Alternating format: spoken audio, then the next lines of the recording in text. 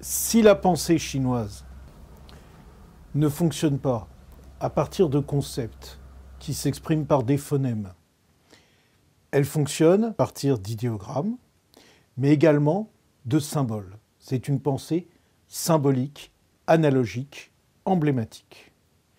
Et je vous propose qu'on regarde l'emblème principal, le plus connu, le plus médiatisé, mais aussi effectivement l'emblème central de la tradition chinoise, qui est celui-ci.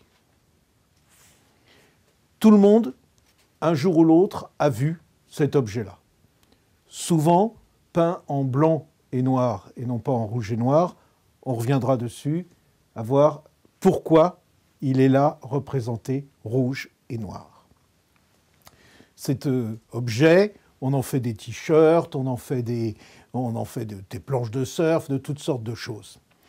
Mais il est intéressant de revenir un petit peu à son mode de fabrication et à sa signification. D'abord, il s'appelle Tai Chi.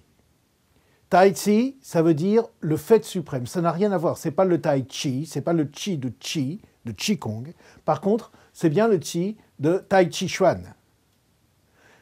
Tai Chi Chuan veut dire Chuan, le point, la boxe de cet emblème. Cet emblème s'appelle Tai, le plus grand, Chi, le sommet, le fait. Donc Tai Chi Chuan veut dire la boxe du sommet suprême. Et cet objet-là s'appelle sommet suprême. C'est un titre, disons, honorifique pour dire qu'il représente la totalité. Donc, je vous propose de revenir, de voir comment un peintre chinois décrit cet objet. Comment il élabore cet objet. Alors, tout d'abord, il prend un cercle qu'il peint intégralement en noir. Ça, c'est comme le retour à un état premier. Ce n'est pas rien, ce n'est pas vide, mais en même temps, il n'y a pas d'ordre. Il n'y a pas de haut, il n'y a pas de bas.